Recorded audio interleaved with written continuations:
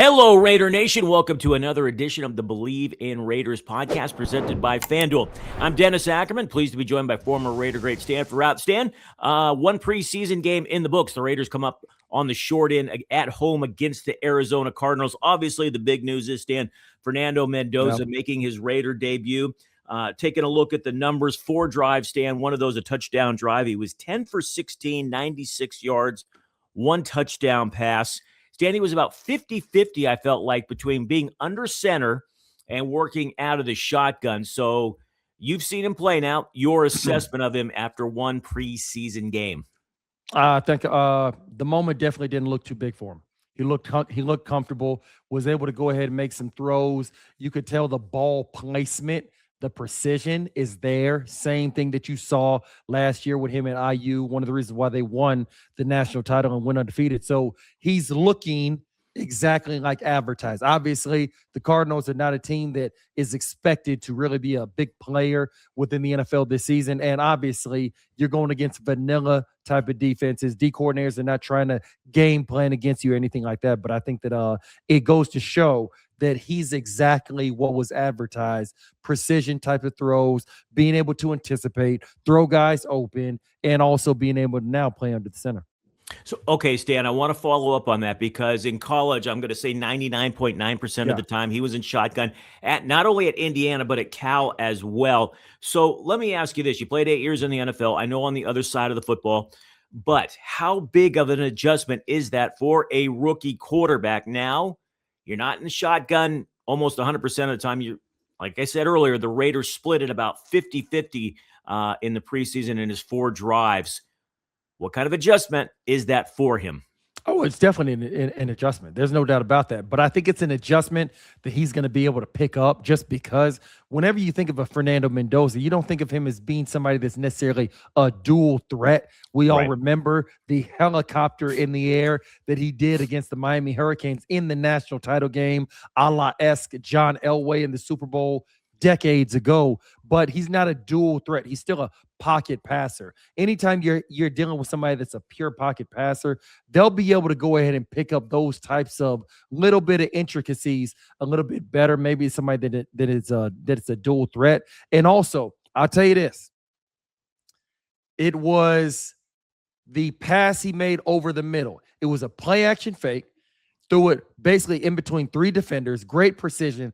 You know what that reminded me of? That reminded me of a Tom Brady type of play action fake to Gronk across the middle. Obviously, the play action fake is what's going to freeze the linebackers. Right. That's going to get them to overcommit. Now that opens up that throwing lane a little bit more versus if they already knew it was a pass and they can get in their drops. And I just said that reminded me of a Tom Brady type of play action fake.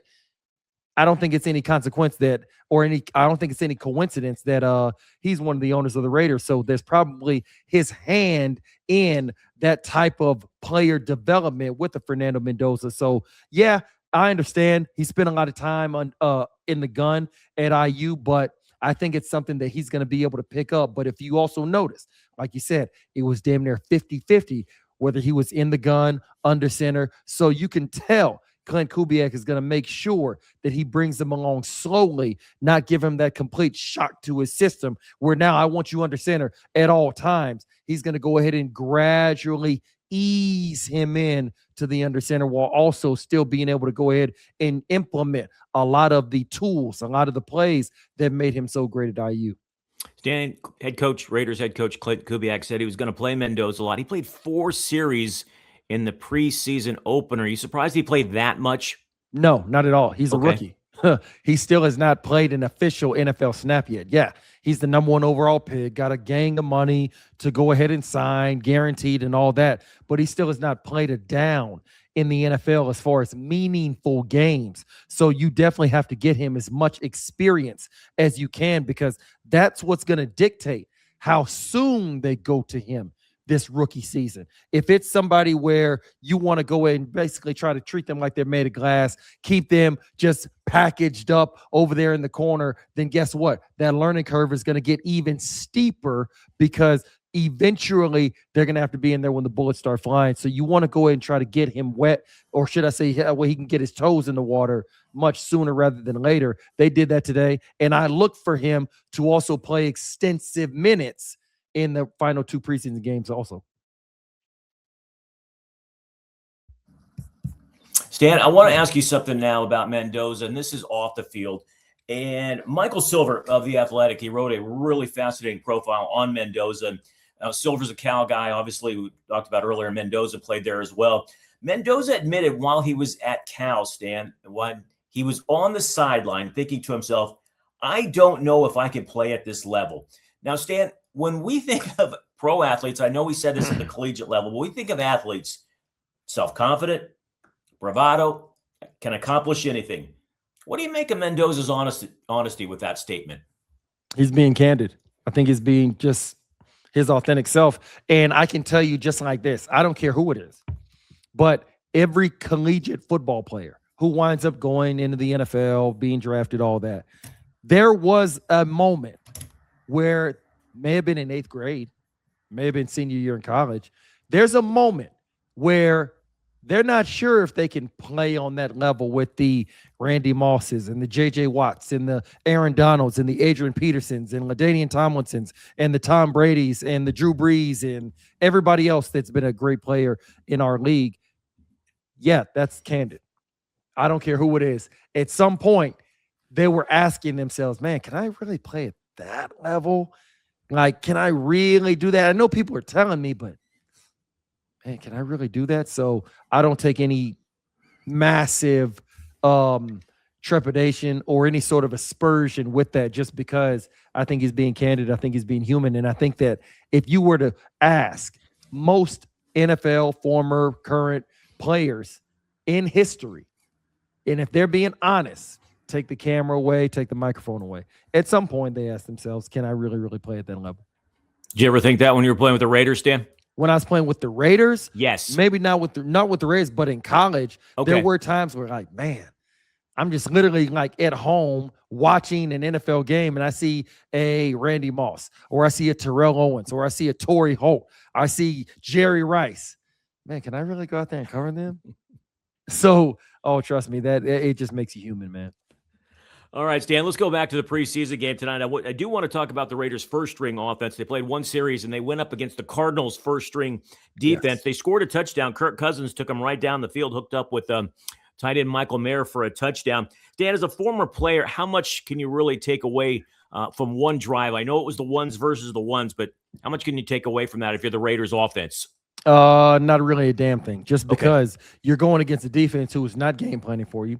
They're going to keep everything very, very vanilla. And now that this new age preseason, it's only 3 games, you look at the Rams where Sean McVay doesn't even play any of his starters in the preseason. So depending on the situation, you may not be able to get any sort of an indicator on where your team is at. Now, if you got the top guys, the all pros, the high-end starters, the pro bowlers, what you really want is you want to see them be able to make one play. That way, you know, okay, he still got it. Let's go ahead and get him out of there. And so you look at, like you said, Kirk Cousins. Mm-hmm. He was able to march right down the field, put the ball in the end zone. So that shows Kirk Cousins is not completely washed. Kirk Cousins is not somebody that just needs to go ahead and hang it up and try to retire, because he clearly is able to lead an offense. Now, is he doing that against the Seattle Seahawks? That remains to be seen. But it goes to show he still is able to play at a level where he can lead your team. Even if he's a bridge guy, it still goes to show that he can be your starting quarterback. He finished 5 of 6 for 50 yards, the 1 touchdown pass. Ashton Denty, 3 rushes, 16 yards. Michael Mayer, as I mentioned, he and Trey Tucker each had 2 receptions. Mayer, the touchdown reception. All right, Stan, let me go over the other side of the football now. And the Raiders, I know you said they're playing vanilla, and I get that. But I thought the defense did leave a little bit to be desired, I beg your pardon. Stan, Cardinal quarterbacks completed their first 16 passes. Overall, they were 26 for 30. The Cardinals rushed for 156 yards.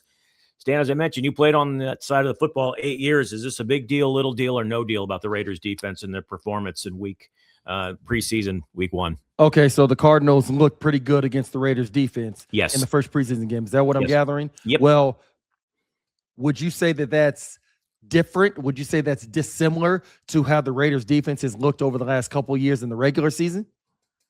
No. Now I'm going to say this: Max Crosby didn't play a lot. It's a new defense, a new scheme, a new defensive coordinator. But when the opposing quarterbacks can just sit back there and pick your defense apart, all right, I'm going to raise my eyebrow a little bit. But is that any different than the way the Raiders have played the last couple seasons in the regular season? No. So then there you go. So then it's really not much of anything because all they're doing is picking up right where they left off. Now, obviously, it's just the first preseason game. Like you said, Max Crosby didn't play that much. So it is not something that you need to go and automatically start raising the roof and thinking that the sky is going to be falling for this season for the Raiders. Like you said, they got a new DC in a Robbie Leonard. So it's going to take time. Training camp just started about what, 2.5 weeks ago. So there still are a lot of strides that need to happen right now between right now and the regular season for the black and silver. I wouldn't put too much stock in it, but I don't believe that I don't think that everything is something. But I'm sorry. Nothing is everything, but everything is something. I'll go ahead and just leave it at that. I think that there is something, but I don't think it's something that you really should go ahead, dive into all the way and feel like it's going to be a catastrophic season. But how would you feel about if you were a Raiders defensive player in that locker room after tonight? Would you be a little disappointed overall? Absolutely. You're going to be disappointed, but how you play tonight has no bearing on how you're going to play week 1 of the regular season. I remember 2006. We played in the Hall of Fame game, and that was on top of the 4 preseason games that we played then. We went like 4-1, I think, in the preseason that year. We went 2-14 in the regular season. So it just goes to show, obviously, you want to put your best foot forward. Sure. You want to have a good performance. But I can tell you like this. Throughout my career, there were some games where I had what I would call a very subpar, a very below average, or what I was wanting to have, a very below suboptimal week of practice. And then I'd go out there and probably play one of my best games, and vice versa. So obviously you would like to have your best foot forward, but it does not always equate to a direct indicator of exactly how you're going to play in the regular season or how you're going to play in practice that week versus the game coming up on Sunday. It does not always equal that. All right, you talk about putting your best foot forward, Stan. A lot of these young guys, especially the rookies, they're going to have to put their best foot forward on special teams. That's the only way no doubt about it are going to make this club. So, Stan, let me ask you this, though. What is the transition like? You're a star player in college. Exactly. Whoever you're playing for. You might be a top wide receiver, a top running back, a top DB. Now, all of a sudden, you're at the next level, and the only way I'm going to make this team is I got to play special teams on kickoff and punt returns, or punting, special teams, the combination. How difficult is that transition? It's difficult for a lot of guys because you go from being a frontline guy to now being at the bottom of the food chain, per se. So for a lot of guys, it obviously hits you mentally from an egotistical standpoint. You got to practice a lot of humility, but that's the thing about football. Football is always going to teach you adversity, and you got to figure out a way how to handle that adversity. I know Winston Churchill always said, you treat success like a gentleman, and then you treat adversity like a man.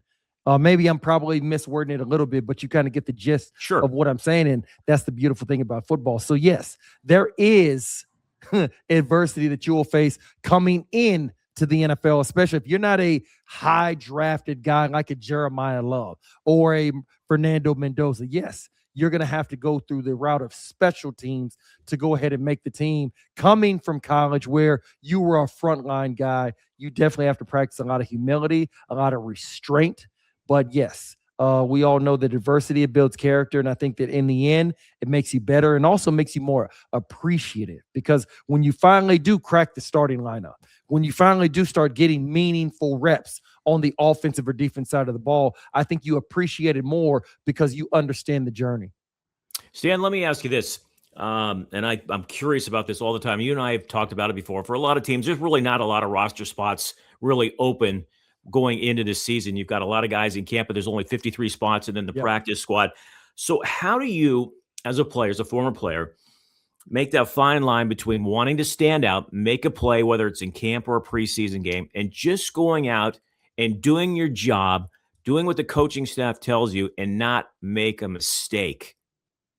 You mean as an older guy? Just as a guy trying to make the team, from Oh, wanting to stand out to make the team, but not trying to do too much where you're screwing up and you're like, oh my gosh, you know? and that's the thing. Once you start getting towards the latter part of the preseason, that's when your reps as a young guy start to dwindle because now they're starting to get the starters ready to go ahead and be ready for the season. So, like you said, week 2 of the preseason, the second preseason game, there's only 3 now. Right. That's when the starters are going to play a very good amount of the game, probably into the second quarter, maybe to halftime, maybe even the first series after halftime ends and the third quarter starts. And then the third game, that's when the starters don't play at all, and now it's just all of the young guys. And that's the difference. That's the dichotomy, or should I say the fine line, where you want to show out. Yes. You want to show to the coaches that Yes. you belong on this team, but also at the same time, you don't want to do so much where now you're out there being reckless. You're making Right. mistakes because you're not thinking, or should I say you're overthinking, because now you're going out there trying to make a play rather than just playing your technique, reading your keys, and let the plays come to you. But that's also why coaches like that, because they want to see how you're able to handle that adversity. Do you have the type of mindset where you can put that out of your mind, out of your vernacular, and still go ahead and pay attention to the basics, the fundamentals, your techniques? Are you going to read your keys, or are you simply going out there fishing? Are you searching for plays rather than allowing them to come with you? And if you stay with your technique, your fundamentals, read your keys, those plays will come. But you can't go out there searching, because when you go out there searching for it, you rarely ever find it.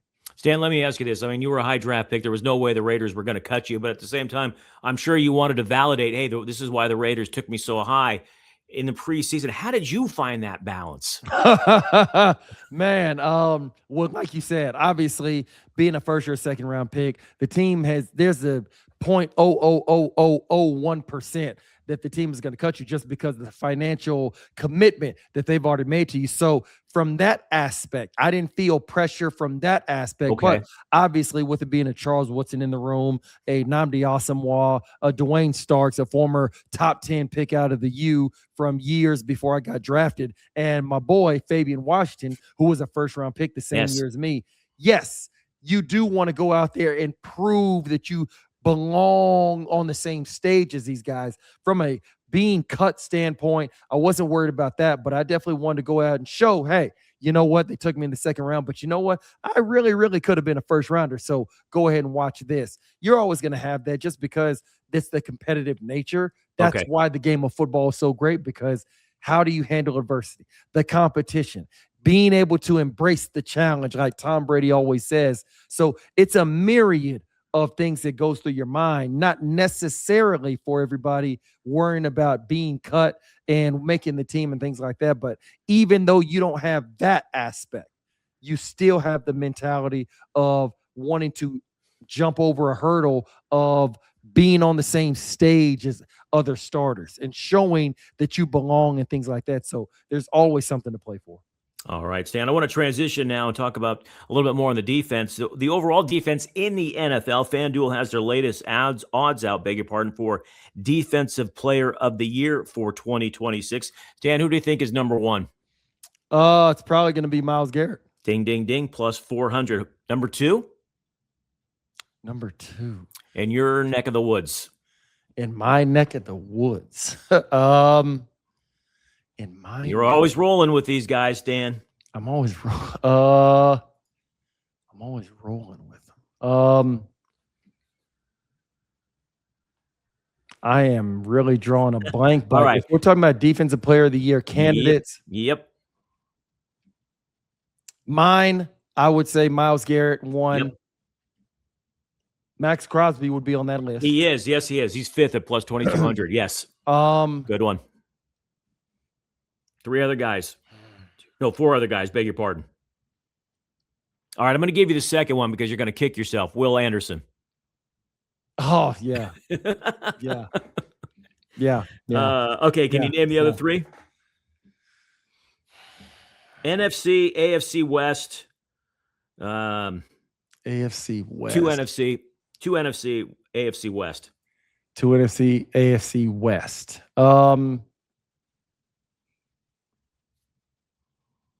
Patrick Surtain, you can put him on there. He's already won once. Nope. The Chargers. Nope. Broncos. Think Broncos. Broncos.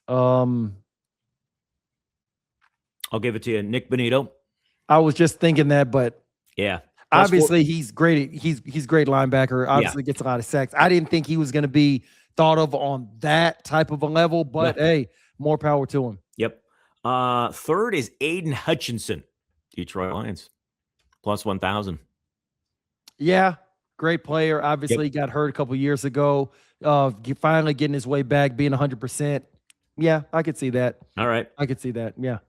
And sixth, Jalen Carter, plus 2,500. Yeah, that definitely tracks.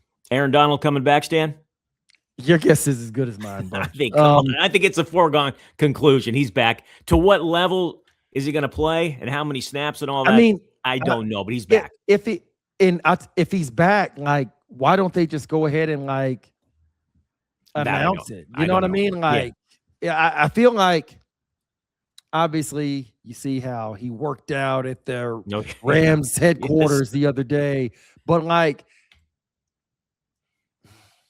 That is a strong man, Stan. That is of course, a strong man. But at some point, he would have to practice with the team. Right. And the fact that he hasn't yet, and it's training camp. Now, obviously, Sean McVay doesn't play as starters in the preseason. Right. I get that. But I'll say this. This is not Phillip Rivers. No. Retiring in 2021, coming back to play in 2025. This is not that. No. This guy plays a position where it is a car wreck every play. I would assume he's going to have to get his body back in that callus, that body armor. I'm not talking about the drink, like that type of armor that you naturally have on your body as a football player, where certain hits that may paralyze or seriously injure somebody that does not play the sport, where you can easily absorb it and just get right back up. Because as a player, you develop this natural callus over all of your body. Well, he's been retired for what, 3 years, 2 years? 2 years. Yes. So that callus has deteriorated just because he hasn't been getting hit. So he's going to have to get his body used to getting hit again. Now, he'll still be able to play at a high level because he's Aaron freaking Donald. But just simply getting himself back into football shape, because there's no way that you can get ready for a football game other than playing football. You can go out and do as many wind sprints as you want. You can lift as many weights as you want. The only way that you can get in football shape is to play football. That's the only simple way. So I would assume today's August 13th. The regular season starts somewhere around about a month, a little less than a month. Yeah, somewhere around mid-September. I would just assume soon we got to be seeing him at least at practice. Right. Not working out at the facility, but at practice. Like the Rams open up September 10th, less than a month, against the 49ers in freaking Australia. I know. I would assume, unless the Rams have completely closed practices where the media is not even in there, I just would assume sooner or later we're going to have to be seeing pictures of him doing drills, like with the Rams players, wearing a jersey that, with 99 on it, and him going through not 7-on-7 because he's a D lineman, but team period, 9-on-7, working on pass rush moves against one of the guards or the center, something like that. So I'm wondering why we haven't seen that yet, but it seems like it's a far gone conclusion. Yep. I'm just wondering, like, hey man, let's just go ahead and go ahead and announce it. Like, quit teasing us. But him and Myles Garrett, that'd be one very scary combination. And the Raiders, will see them in Las Vegas this year. The Raiders playing the NFC West. Yep.